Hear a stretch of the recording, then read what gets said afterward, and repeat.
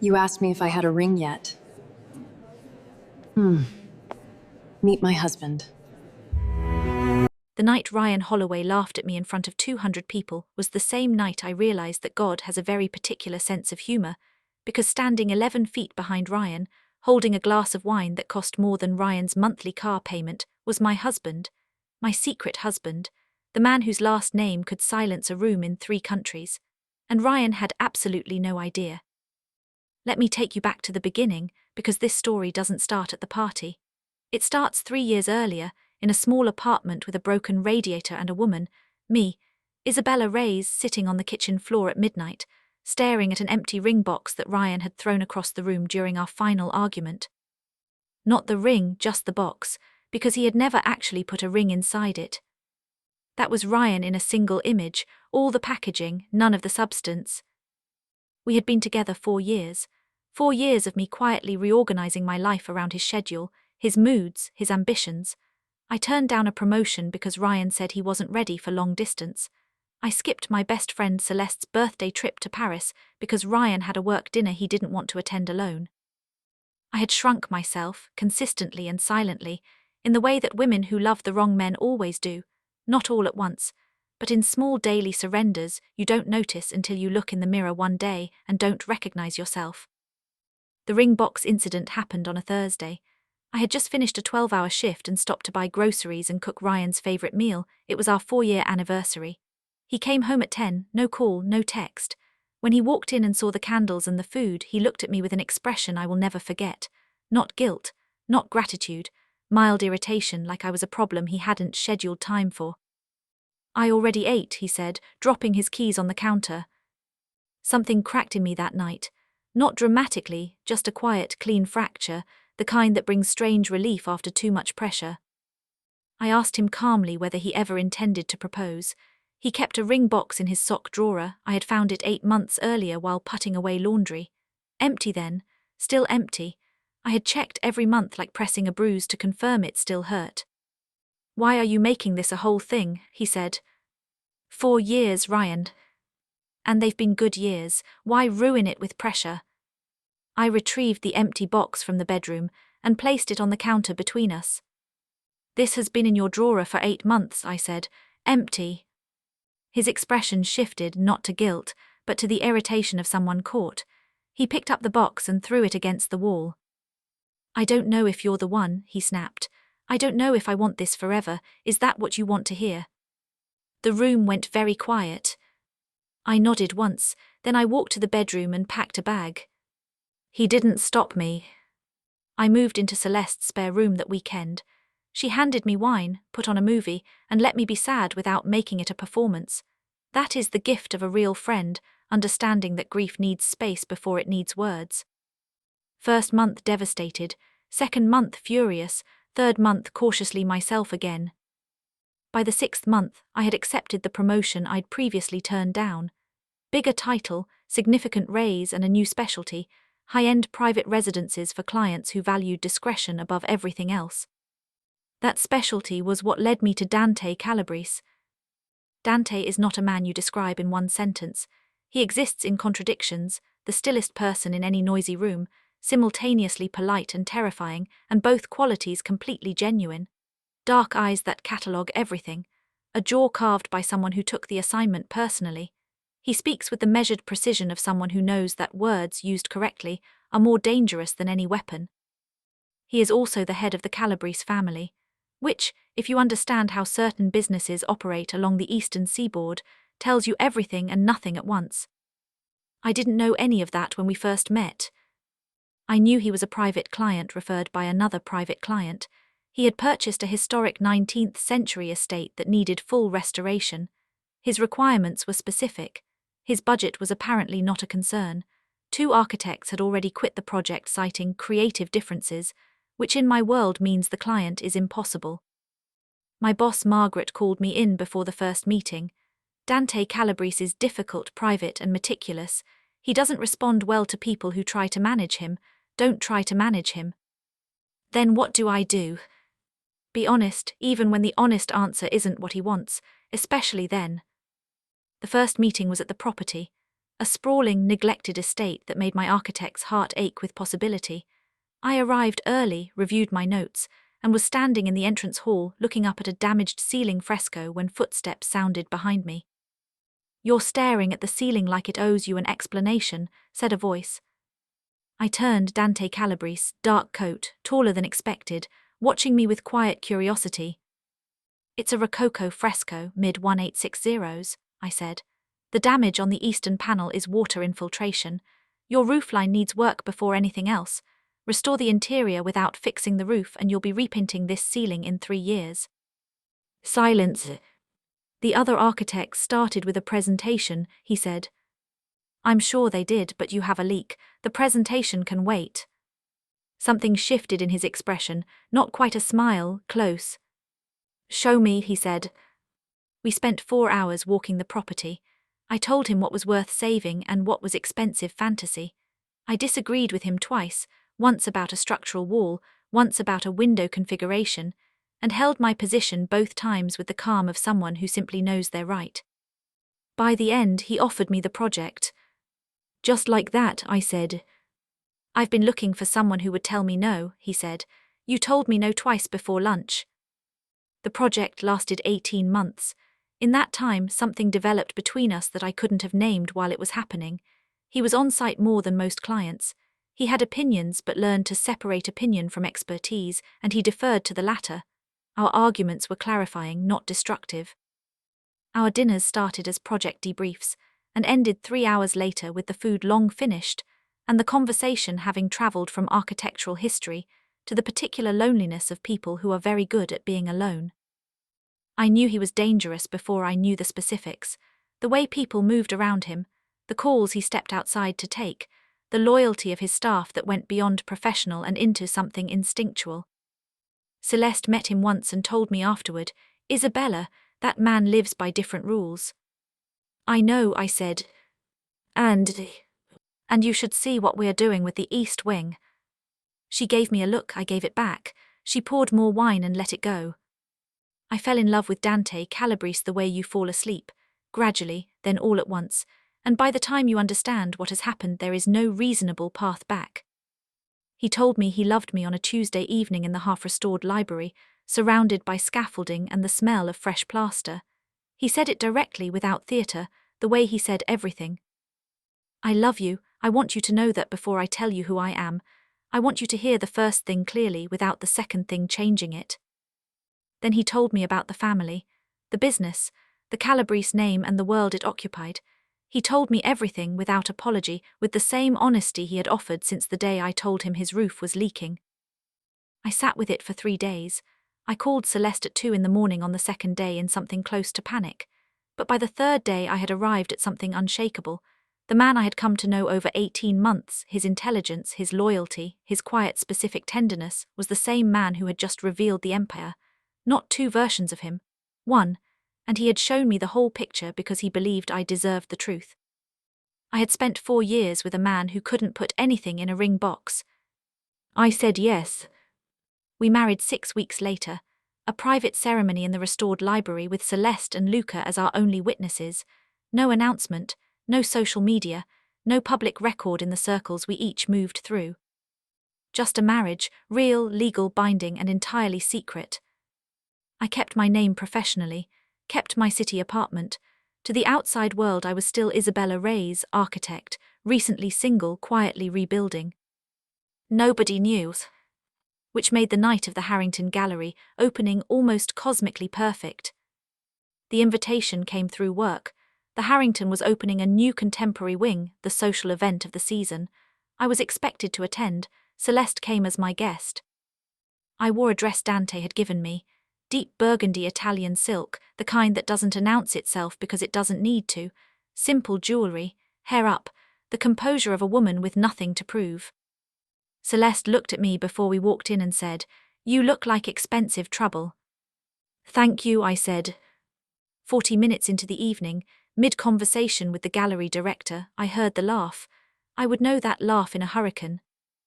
Ryan Holloway, across the room, surrounded by people who were performing enjoyment loudly. And beside him in an attention-seeking white dress was a woman I didn't know, his arm around her, her glass tilted toward his like a permanent toast. Celeste found my arm. We can move. I'm fine, I said, and I was, genuinely. Dante had recalibrated my sense of what mattered, and Ryan Holloway, viewed from the life I now lived, had become a very small thing. But Ryan saw me, and Ryan, being Ryan, walked over. Isabella, my name like a greeting and a verdict. You look great. Thank you. This is Amber. Amber, this is Isabella. We were together for a while. A while, 4 years and 4 months. Amber smiled too brightly. I've heard so much about you. I doubted that. Small talk, surface tension, and then Ryan did what Ryan always did, he performed.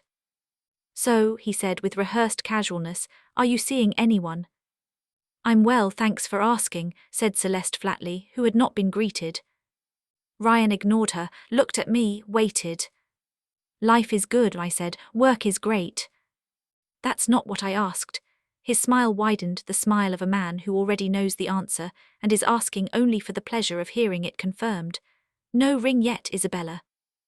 The words landed exactly as intended, precise, aimed at the exact bruise he believed was still there. Around us, nearby guests had quietly tuned in. Amber giggled. Ryan's smile became a grin. Still waiting for the right one, he said. And that was the exact moment the atmosphere in the room shifted. A current moved through the crowd, subtle, collective, the way prey animals adjust when something changes in the air. Conversations lowered, postures straightened. The gallery director was moving quickly toward the entrance with the urgency of someone receiving a consequential guest.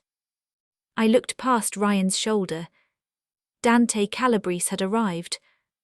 Dark suit, Luca beside him, 2 other men whose purpose required no explanation. He moved through the room the way powerful men move, not parting the crowd so much as the crowd naturally yielding, rearranging itself without being asked. His eyes found mine across the room. Then small, private, meant only for me, he smiled.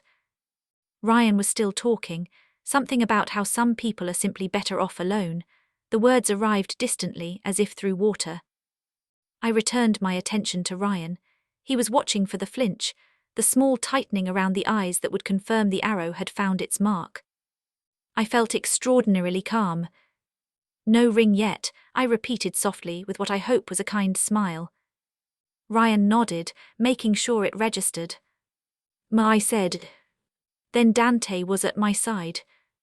Not rushed, not dramatic. The way a storm arrives, the ground doesn't warn you. My amore, he said, quietly, not for the room, simply because it was true and he had no reason to hide it.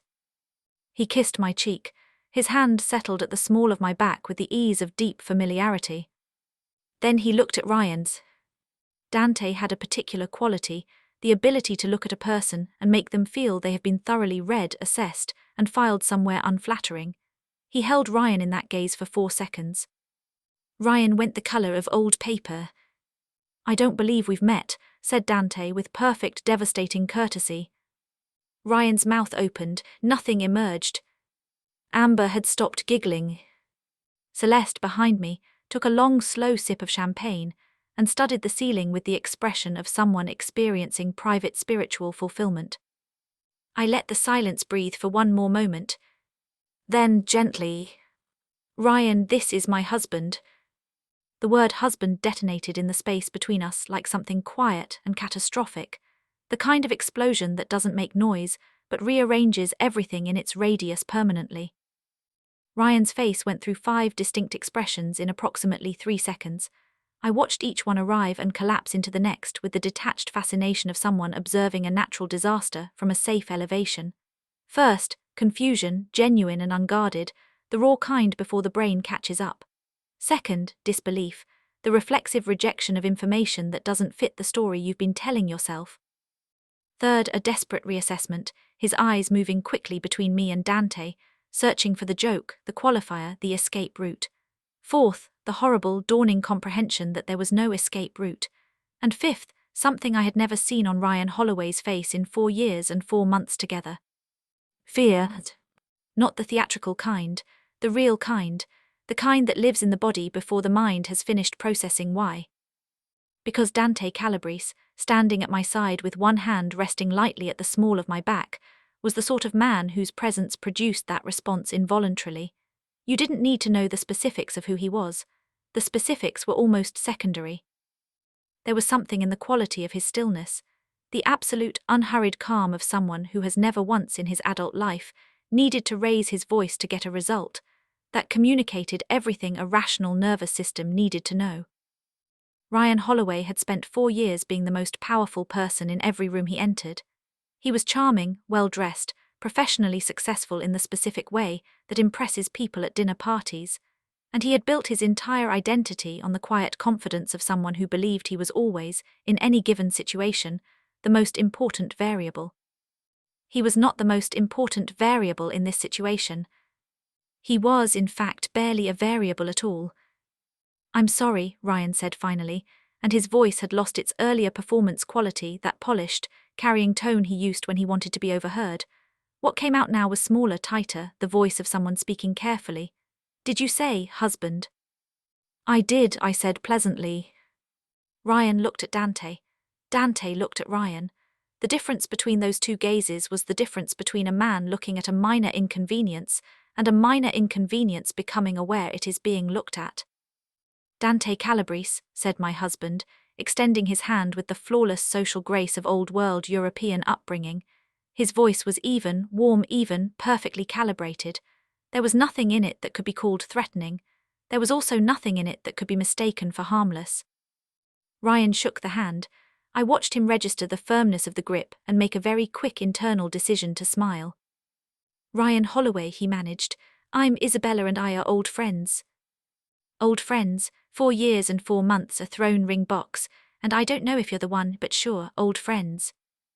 "Is that so?" said Dante, not a question, a filing of information. "We worked in the same, adjacent industries for a while." Ryan was rebuilding as he spoke, reaching for the social scaffolding that had always served him. "Isabella is an incredible architect. I'm sure she's told you." "She has not needed to," said Dante. "I have seen her work firsthand. It is extraordinary." He said it simply as fact, the way he said everything. "But then, I imagine you know that." Ryan smiled. The smile was doing a lot of work and visibly struggling under the load. Amber, beside him, had been silent for an unprecedented stretch of time. She was looking at Dante with an expression that cycled between involuntary appreciation and the anxious recalibration of a woman who has just understood that the social landscape of the evening is very different from what she had mapped out on arrival. She had come to this party as the upgrade.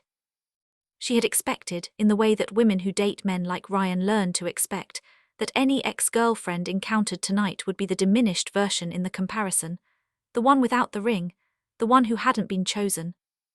She was looking at my husband's watch, which cost more than most people's cars, and at the way the gallery director was hovering at a respectful distance, waiting for an opportunity to reinsert himself into Dante's orbit, and at the 2 quietly immovable men stationed at a diplomatic remove behind us, and she was performing very rapid mathematics.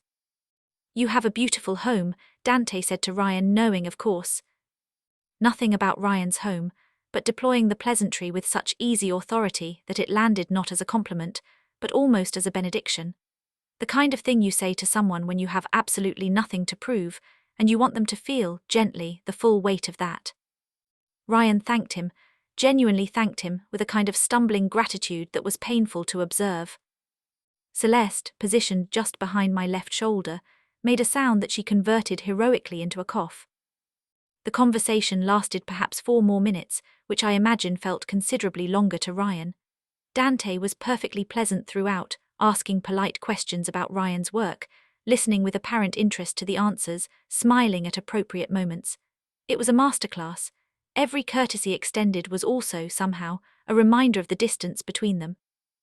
Ryan talked too much, which he always did when he was nervous, and the talking too much made the distance more apparent rather than less.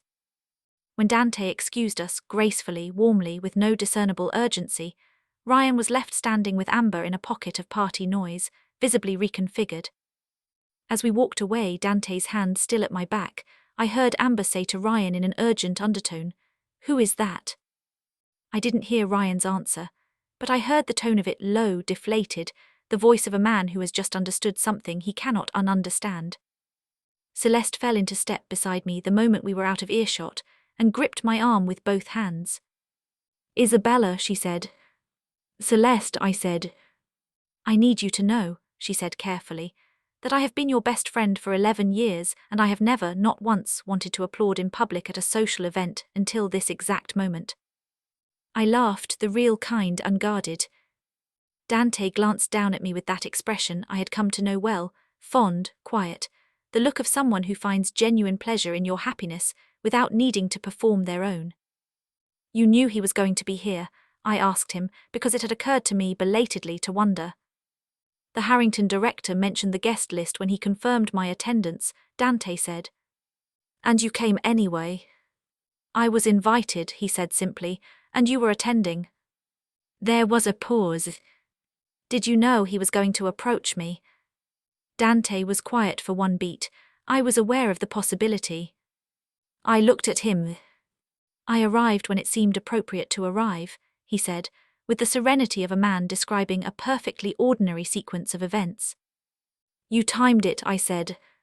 He said nothing, which was its own answer. Celeste made a sound beside me that she converted, again, into a cough.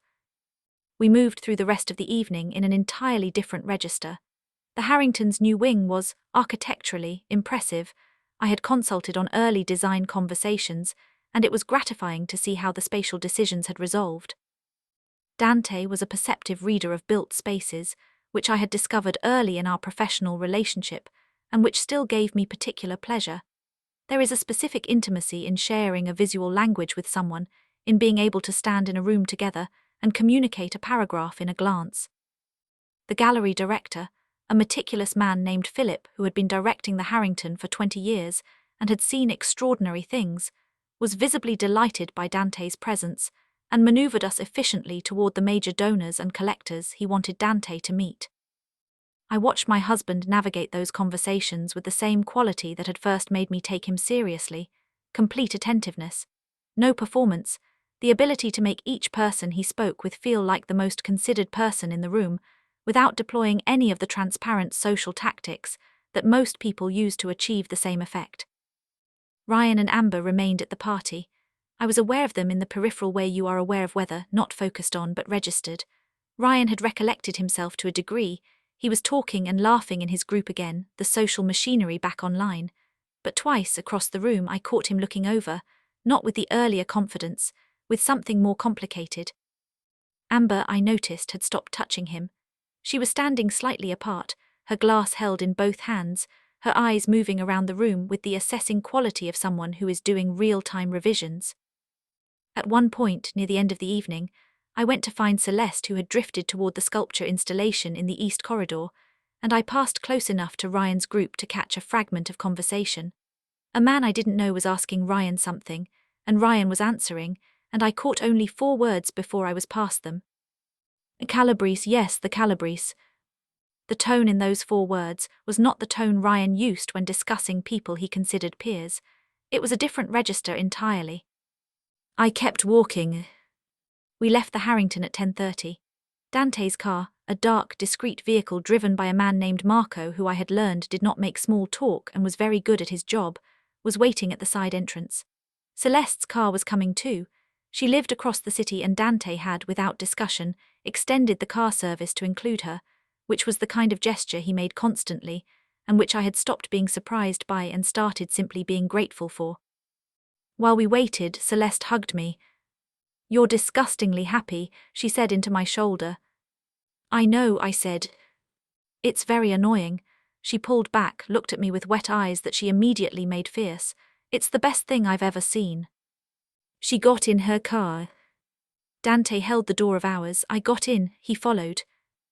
We sat in the comfortable quiet that had been one of the first things I loved about being with him: the absence of the need to fill silence, the understanding that presence is its own conversation. After a few minutes I said, "He looked terrified." "Yes," said Dante. "Was that the point?" Dante considered this with genuine seriousness, the way he considered everything. "The point," he said, "was to be where my wife was." I looked at him. The rest, he said with the faintest trace of something that was not quite a smile, was incidental. I leaned into his shoulder. Outside, the city moved past the windows, lit and restless and entirely indifferent to the fact that somewhere back in the Harrington Gallery, Ryan Holloway was standing in the rubble of the narrative he had constructed about me and trying to figure out how to breathe in it. I felt, for the first time in a very long time, completely and specifically like myself. I did not know, settling into that quiet in the back of the car, that the evening at the Harrington was not the end of the story. It was, in fact, only the beginning of what Ryan Holloway was about to set in motion, and the very costly education he was about to receive about the difference between the woman he thought he had left behind and the woman she had actually become.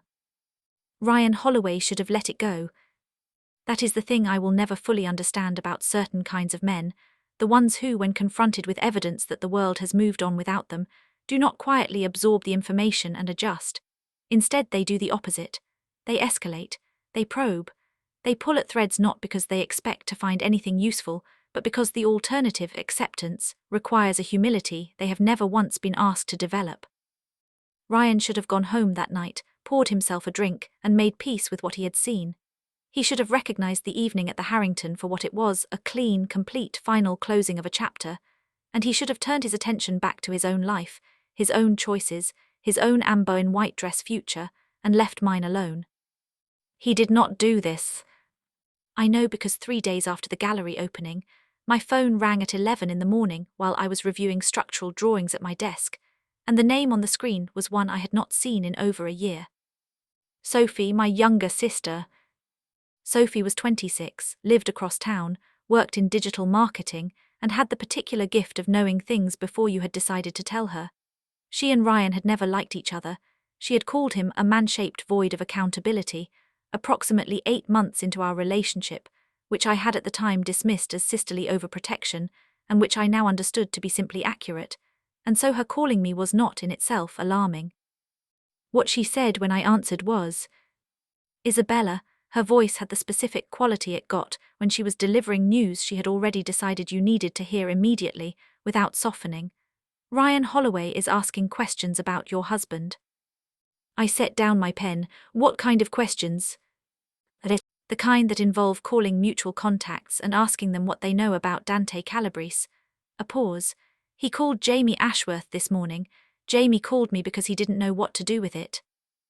Jamie Ashworth was a mutual acquaintance from our overlapping social circles, the kind of person who knew everyone peripherally and no one deeply, which made him, in most situations, a harmless node in a social network. He was the last person who should be receiving calls about my husband. "What exactly did Ryan say?" I asked. He was apparently very casual about it, said he'd met Dante at the Harrington and wanted to know more about him, asked if Jamie knew what business he was in, asked if the name Calabrese meant anything to him. Another pause. Jamie said he got a weird feeling about the whole conversation, said Ryan sounded less like someone making small talk and more like someone doing research. I was quiet for a moment. "Isabella," Sophie said, "who exactly did you marry?" "Someone Ryan should not be researching," I said. The silence on her end was brief and loaded. "Should I be worried about you?" she asked.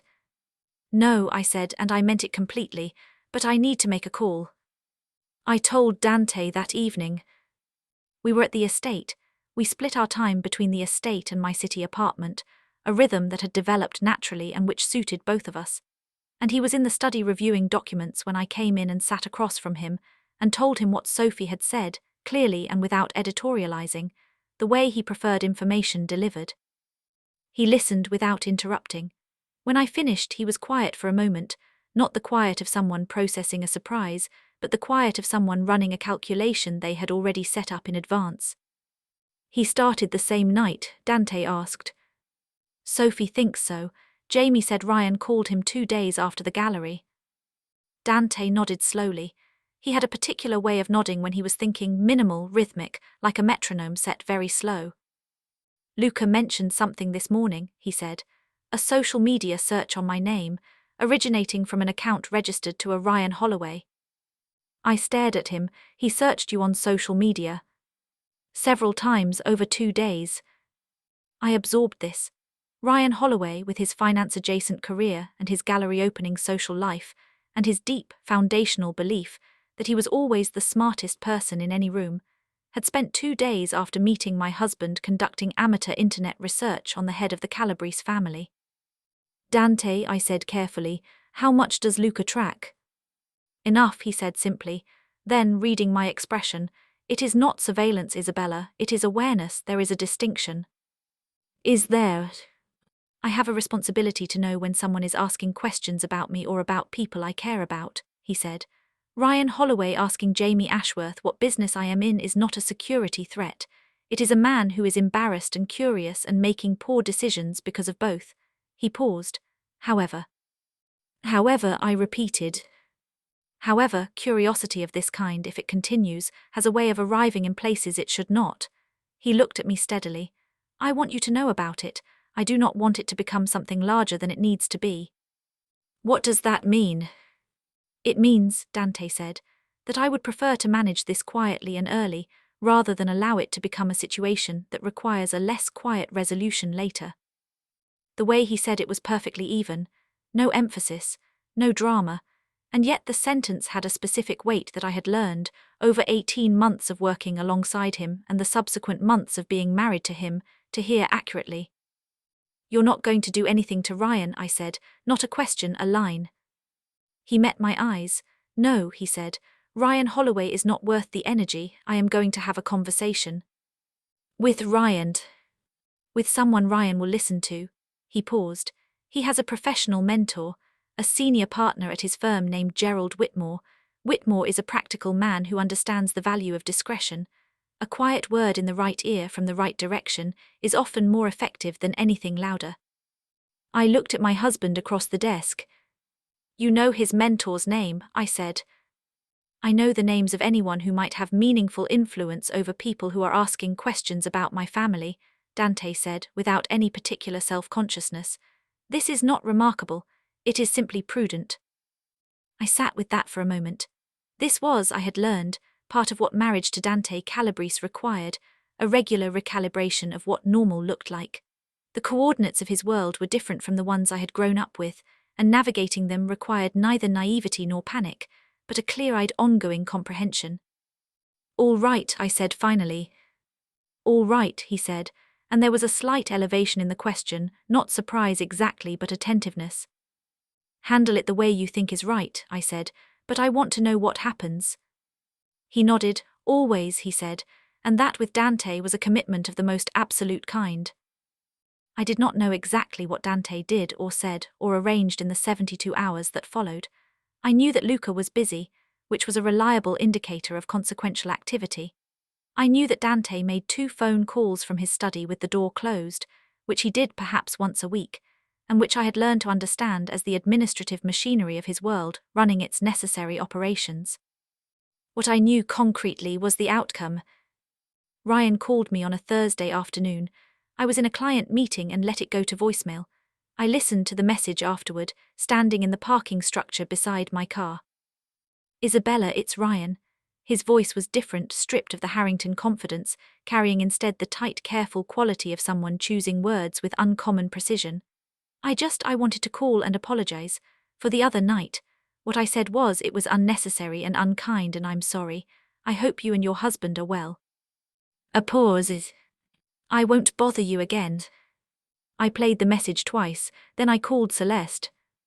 "He left an apology voicemail," I said when she picked up. A beat of silence. "An apology voicemail," she repeated. "Yes, Ryan Holloway, who in 4 years never once apologized for anything." "That's the one."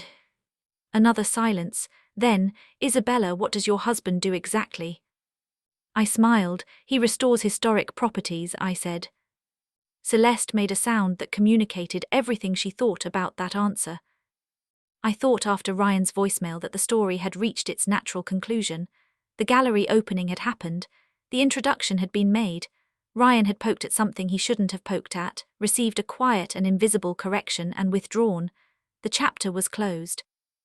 What I had not accounted for was Amber. Because Amber Walsh, I had learned her last name through Celeste, who had learned it through the aggressive efficiency of social media, was a different kind of problem than Ryan. Ryan was fundamentally cautious beneath his performance. He understood at the animal level when he was in proximity to something larger than himself, and he adjusted accordingly. Amber did not have this quality. Amber had grown up, as best I could piece together, in circumstances that had taught her that the loudest voice in any room wins, that information is currency, and that the most effective way to elevate yourself is to publicly diminish someone else. She was not unintelligent. She was in many ways sharper than Ryan, quicker to read a room, faster to identify an angle. What she lacked was judgment about which angles were safe to pursue. I first became aware that Amber was a separate and distinct problem when Celeste forwarded me a screenshot on a Friday evening with the message, "Don't panic, but also maybe sit down." It was a post, Amber's account set to public with a photograph taken at the Harrington, a candid taken from across the room showing Dante in profile in conversation with the gallery director. She had not tagged Dante, she had not named him, but the caption read, "Spotted, Isabella raises mystery man. Wonder what exactly he does for a living. Some of us are asking questions," followed by 3 emoji, the laughing one, the eyes one, the one that indicates something suspicious. The post had 47 comments. I read the caption 3 times. Then I put my phone face down on the table and looked at the ceiling for a moment, doing the specific breathing exercise that Dante had once, entirely without irony, described as useful when a situation requires thought before action. Then I picked up the phone and called my husband. He answered on the second ring. "I've seen it," he said. Of course he had. "Luca," I asked. "Luca." He confirmed. "What do we do?" Dante was quiet for a moment. When he spoke his voice was even, measured, carrying no heat. But underneath the evenness there was something I had only heard a handful of times before, a kind of compressed, absolute finality, the tone of a man who has made a decision and is now simply executing it. "We do nothing," he said.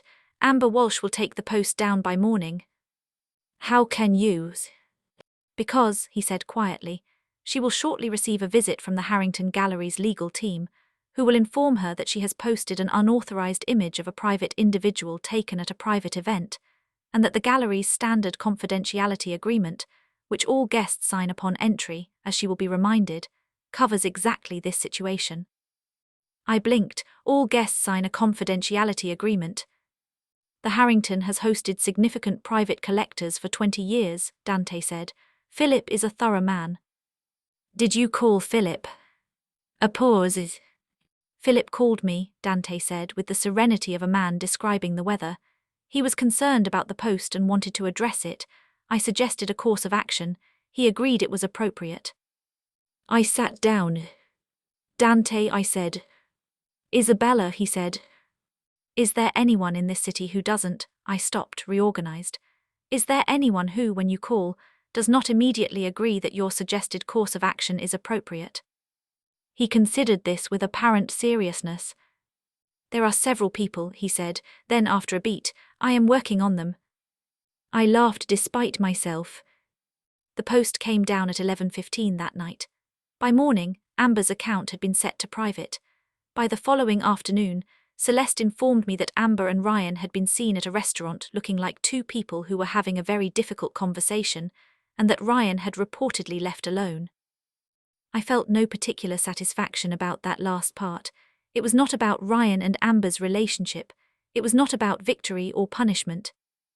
But I will admit, sitting in the kitchen of the estate the next morning, coffee in hand, sunlight coming through the windows of the room I had restored from ruin, married to a man who treated my peace as something worth protecting with the full considerable force of everything he was.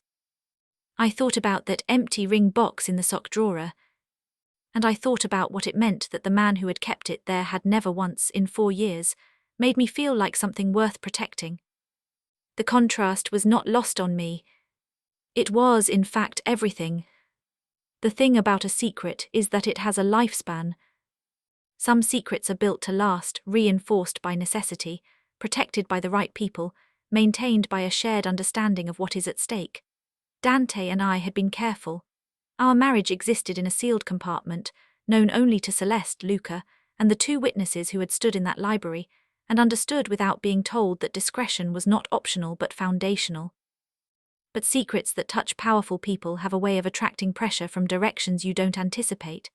Not because the secret is poorly kept, but because the world around it shifts, and shifting worlds create cracks, and cracks let light in whether you intend them to or not. The pressure, when it came, did not come from Ryan. Ryan Holloway had received his quiet correction and retreated to the safer geography of his own life with the efficiency of a man who had understood, viscerally, that some territories are not worth exploring. Amber's social media adventure had been similarly resolved.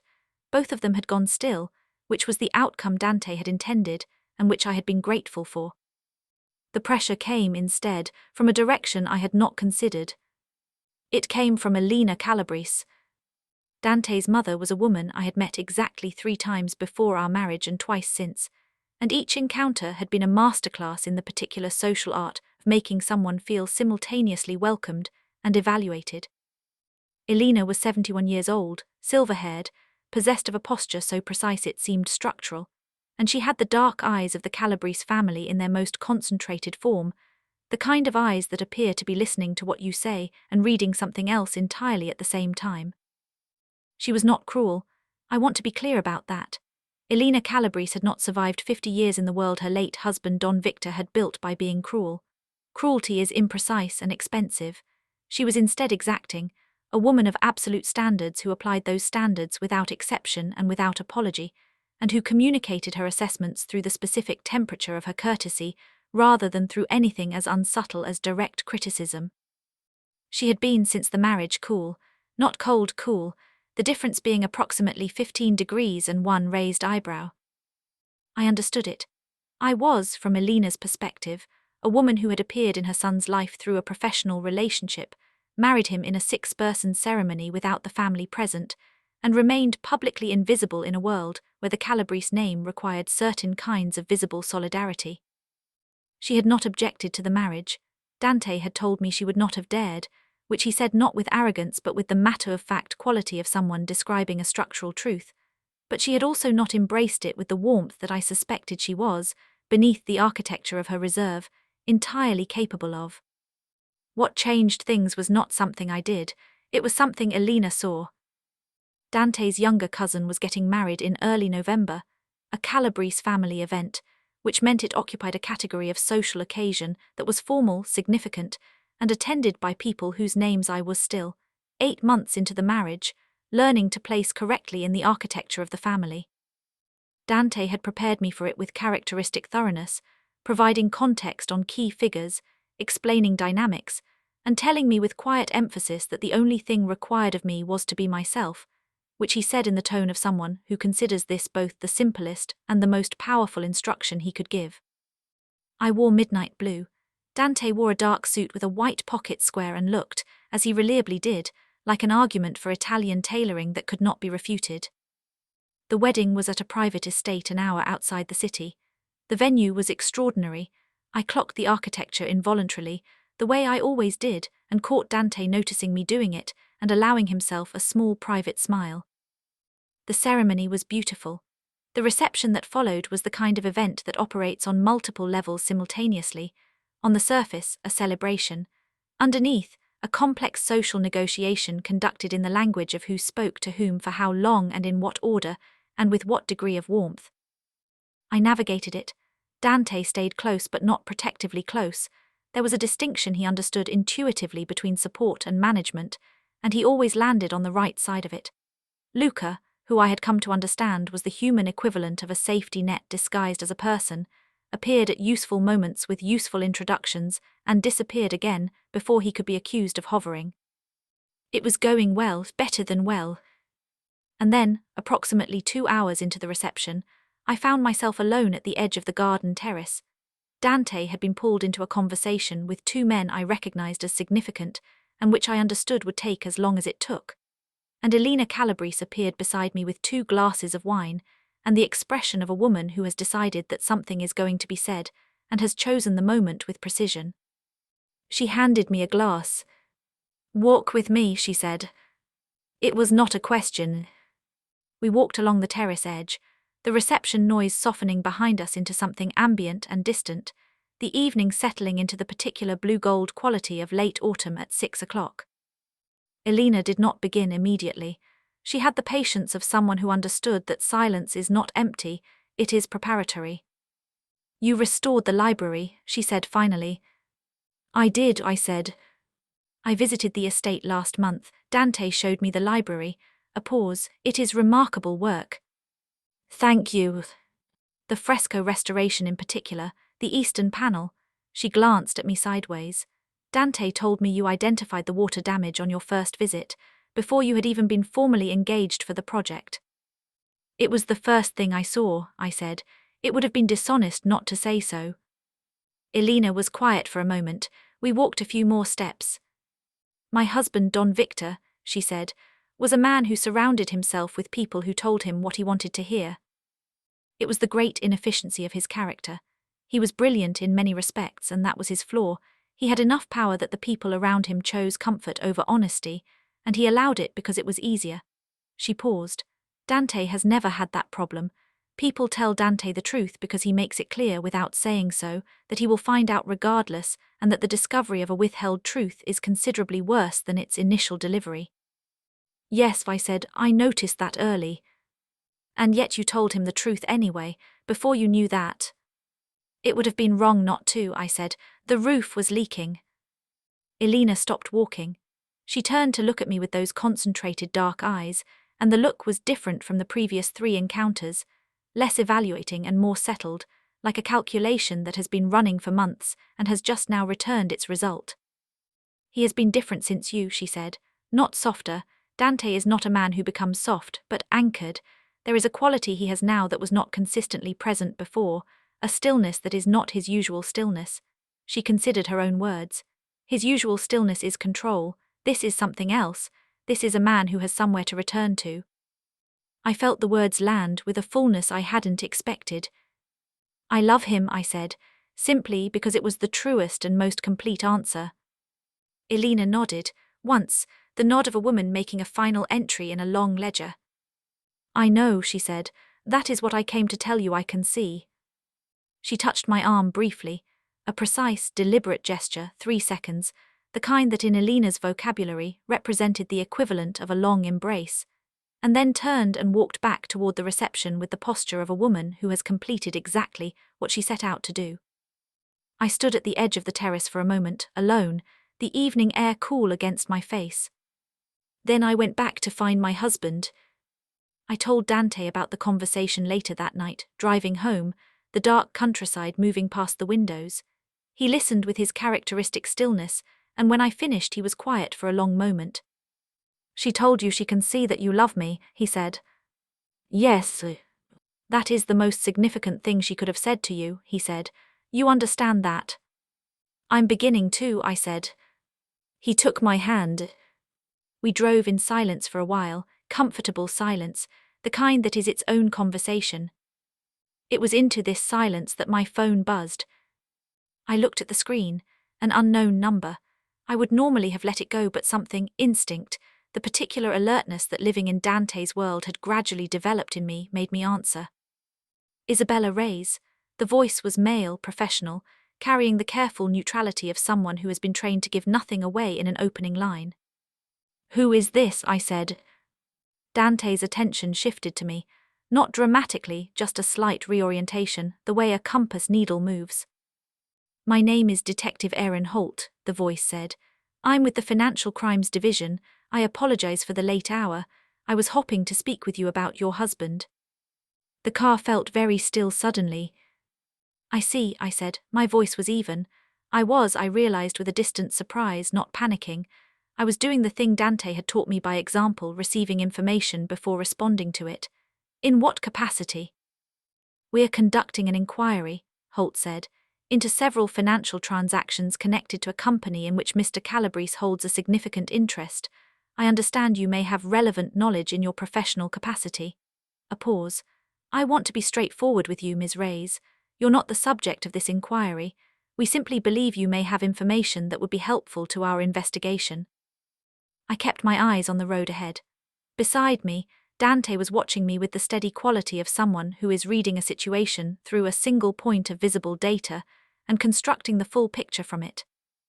I appreciate your candor, Detective Holt, I said. You'll understand that any conversation of this nature will need to involve my attorney. A brief pause. Of course, he said. That is entirely your right. Thank you for calling. I ended the call. The car was quiet. I turned to Dante. His expression had not changed, still even, still measured, but there was something behind it now, a particular quality of attention I had seen only a few times, in moments when the world he managed required active rather than passive management. Financial crimes, I said. Yes, he said. You know about this investigation. It was not a question. Dante knew about everything that touched his world before it arrived at his door. That was the nature of how he operated. I have been aware of it for several weeks, he said. It is not what it will initially appear to be. There is a context that will become clear in time. He paused. I did not tell you because I did not want to concern you before it was necessary. I looked at him steadily. We talked about this, I said, when we got married, about telling each other things. We did, he said. He held my gaze without deflection. You're right, I should have told you. The directness of the acknowledgement, no qualification, no rationalization, was so characteristic of him that it moved through my frustration like a key through a lock. Tell me now, I said, all of it. He nodded. And then he told me about the investigation, about its origins, about the specific transactions that had drawn attention and why they looked, from the outside and without context, like something they were not, and about what was already in motion to resolve it. He told me about the attorney, a precise, formidable woman named Catherine Marsh, whom I had not yet met and would shortly, and about the timeline and the strategy and the expected outcome. He told me everything, clearly, completely, without softening or editorializing. When he finished, I was quiet for a while. Is Catherine good? I asked finally. The best, he said. And the timeline? Weeks, not months. I nodded, processed, arrived gradually at the place I usually arrived with Dante, not comfort exactly, not the naive comfort of believing nothing could go wrong, but the grounded confidence of someone who has assessed a situation with clear eyes and trusts the person beside them to navigate it honestly. All right, I said. He looked at me. All right. You should have told me earlier, I said. Don't do that again. No, he said quietly, I won't. We drove the rest of the way home in silence. But it was a different silence from before the call, charged now, textured, carrying the particular weight of a marriage that has just passed through a small fire and come out the other side still standing. I thought about Elena's words on the terrace, a man who has somewhere to return to. I looked at my husband's profile in the passing dark. I understood, fully and finally, that I was that place. And I understood something else, something that settled in me with the quiet certainty of a foundation being poured. Whatever was coming, we would face it the same way we had faced everything since that first day in the entrance hall, with the damaged fresco and the leaking roof. Together, honestly, without flinching. I was not the woman Ryan Holloway had left on a kitchen floor, beside an empty ring box anymore. I was not certain I had ever truly been her. But I was absolutely, completely, and irrevocably the woman sitting in this car. And that woman was not afraid. The investigation lasted 31 days. I know the exact number because I counted them, not out of anxiety, though there were moments that came close, but out of the particular discipline of a woman who had decided that the correct response to uncertainty was not to dissolve into it, but to move through it with her eyes open and her footing deliberate. 31 days during which I went to work and reviewed drawings and attended client meetings, and came home to the estate and had dinner with my husband, and slept beside him and woke up beside him, and in the margins of all of that ordinary living, watched Dante manage the situation with the same quality he brought to everything: complete, unhurried, absolute competence. Catherine Marsh was, as advertised, extraordinary. She was 53, compact, silver-streaked, and possessed of an intelligence so sharp it seemed to have a physical edge. She spoke in precise paragraphs and never used two words where one would do, and had the specific confidence of someone who has spent 30 years being the most prepared person in any room she enters. I liked her immediately. She reminded me in certain structural ways of myself, which Dante noticed and commented on with quiet amusement. You and Catherine, he said one evening. After a lengthy strategy meeting at the estate, during which Catherine and I had disagreed productively about 3 separate points of approach, before arriving at better positions on all 3, I feel I should be concerned. You should be grateful, I said. We're fixing your problem. He looked at me with that expression, the fond, specific, private one, and said nothing, which was itself a kind of everything. The investigation, as Dante had explained in the car that night, was less about what had actually happened and more about what a particular sequence of transactions appeared to suggest to someone looking at them without the full picture. The full picture, once Catherine had assembled and presented it with her characteristic devastating thoroughness, was unambiguous. The transactions were legitimate. The company in question, a property development enterprise, which was how Dante had diversified a significant portion of the family's interests over the preceding decade, was clean. The appearance of irregularity had been constructed, not discovered. Constructed by whom was the question that occupied the 31 days. The answer, when it emerged, was not Ryan Holloway. I want to be clear about that because I know how this kind of story is supposed to go: the humiliated ex, the petty investigation, the small man making large trouble. Ryan was not this. Ryan, after the quiet word that had reached him through Gerald Whitmore, had retreated entirely and permanently. His voicemail apology had been genuine in the specific way that apologies produced by the realization of proximity to consequence are genuine. The answer was a man named Carver, a business competitor of long standing in Dante's world, someone who had been looking for a leaver for several years and had believed incorrectly that the recent visibility of Dante's marriage, the Harrington photographs, had circulated in certain circles despite Amber's post being removed, because things always circulate in certain circles, represented a new vulnerability, a distraction, a point of pressure. He had been wrong about that, as Catherine demonstrated with her 37-page submission to the investigating authority, and as Dante had understood from the beginning. The investigation was closed on a Tuesday morning. Catherine called me first, not Dante, which I noted and appreciated, and told me in 3 sentences. I thanked her. She said it had been a pleasure and that she hoped we would work together again, which from Catherine was the equivalent of a standing ovation. I hung up and sat for a moment in my office, in the clear November light, and felt the 31 days exhale. Then I called Dante. I know, he said when he answered. Catherine called me first, I said. A pause. I asked her to, he said. I closed my eyes briefly. This man, this specific particular man. Come home early, I said. I'm already in the car, he said. We celebrated quietly dinner at the estate, just the 2 of us, a bottle of wine that Dante selected from the cellar with the deliberateness he brought to all choices, a meal that Rosa the housekeeper prepared and left for us before disappearing with the tact that characterized everything she did. We sat at the long table in the dining room, the one I had helped restore, with the candlelight moving against the walls and the house settled and quiet around us. Dante raised his glass. To Catherine, he said. To Catherine, I agreed, and to you telling me things earlier next time. He held my gaze. To that, he said without deflection. We drank. Somewhere in the second hour of the evening, when the wine was lower and the candles had softened, and the conversation had drifted through several subjects and landed, as it sometimes did, in the comfortable open country of no particular topic, Dante said, I want to talk to you about something. I looked at him. The secrecy, he said, of our marriage. He set down his glass with the care he gave to deliberate moments. I want to revisit it. I was quiet, listening. When we married, he said, the reasons for privacy were practical. The investigation into my family's affairs was at an earlier stage. There were people who would have used knowledge of the marriage as a pressure point. I wanted to protect you from visibility that could become exposure. He paused. Those conditions have changed. The investigation is closed, I said.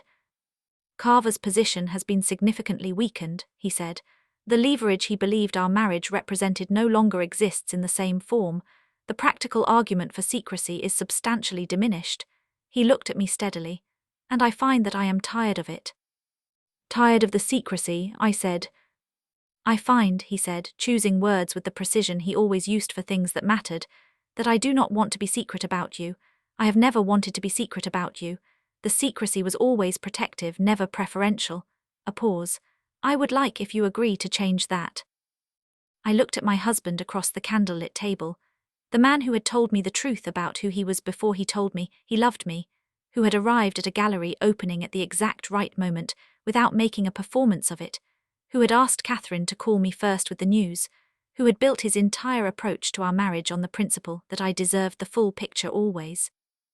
What does changing it look like? I asked. It looks like whatever you want it to look like, he said. It is your name as much as mine, your life as much as mine. I will follow your lead entirely. I thought about it. Not for long the answer had a clarity that didn't require extended negotiation, but I thought about the shape of it, the form it should take.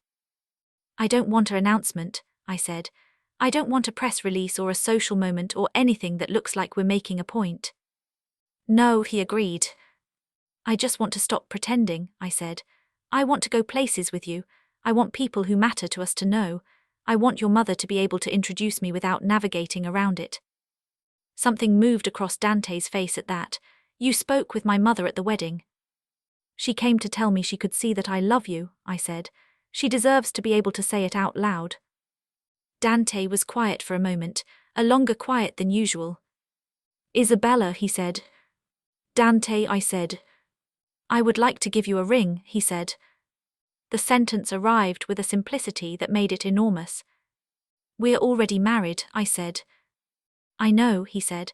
I would like to give you a ring regardless, not because it is required, because I want you to have one, because I want, he stopped, which he almost never did, and the stopping itself was significant. I want you to have the thing that was withheld from you, not because it means something to him, because it means something to me. I understood completely what he was saying. He was not talking about Ryan. He hadn't mentioned Ryan. He was talking about me, about the version of me that had checked that empty box every month for 8 months like pressing a bruise, and about what it meant to offer something to that woman deliberately and without reservation. I felt the fullness of it move through me like a key change in a piece of music, the same notes, suddenly resolved. Okay, I said. He reached into the inside pocket of his jacket and placed a box on the table between us. Not empty. It had never been empty. He had been carrying it, I would later learn, for 6 weeks, since shortly after the wedding, waiting for the moment that felt true rather than convenient. I opened it. The ring was extraordinary, not in the ostentatious way, not in the way that announces its own value before you have finished looking at it. It was a deep sapphire, oval, set in platinum, flanked by 2 small diamonds on each side. It was the ring of a woman who knows exactly who she is. It was, I understood this immediately, chosen with the same attention to the specific person. It was for that Dante brought to everything. How did you know? I said, because I had never told him. Not my taste in jewelry, not the color, not the style. I paid attention, he said simply. I looked up at him. He was watching me with the expression I loved most, not the controlled professional face, not the formidable public face, but this one, the private one, the one that existed only in rooms where it was just the 2 of us and the requirement to be anything other than entirely, specifically himself, had been set aside. I held out my hand. He put the ring on my finger. The gathering where we chose to let the secret out was not a grand event. It was a Sunday lunch at the estate. Elena, Luca, Celeste, Sophie, Catherine, and 4 other people from the overlapping world of family and close acquaintance. Dante had suggested it. I had agreed immediately. Elena arrived first. She came through the restored entrance hall, past the fresco I had brought back from ruin, under the roofline that no longer leaked, and she saw my hand. She stopped. She looked at the ring for a long moment with those concentrated dark eyes. Then she looked at me. Then, for the first time in all our encounters, the careful architecture of her reserve came fully and completely down. She embraced me. Not briefly, not with the precise 3-second arm touch of the terrace. A real embrace, the kind that communicates things that cannot be said in any language, the kind that is both an arrival and a recognition. Benvenuta, she said against my cheek. Welcome, truly welcome. I held on for a moment longer than I strictly needed to. Thank you, I said. When she pulled back, her eyes were bright. She composed herself with a speed and elegance that I could only admire, and then she turned to her son with an expression that contained, in its compressed way, approximately 40 years of maternal feeling. Finally, she said to him, one word loaded beyond calculation. Dante looked at his mother, then at me. The private smile, the specific, certain, quiet one moved across his face. Final meant, he agreed. Celeste arrived 20 minutes later, saw my hand as I opened the door and screamed. An actual, uninhibited, full-volume scream that sent 2 birds out of the garden hedge and caused Luca, who had been walking across the entrance hall, to reach involuntarily toward his jacket before registering the source of the noise. Isabella Reys, she began. Calabrese, I said, trying it out loud for the first time in my own voice to my best friend's face. Isabella Calabrese. Celeste stared at me, her eyes filled immediately. You cannot do this to me, she said, pressing both hands to her face. I did my makeup. You look beautiful, I said. I look like a person who is crying at noon on a Sunday. I pulled her inside. Sophie arrived shortly after and reacted with the uninhibited expressiveness that had characterized her since childhood.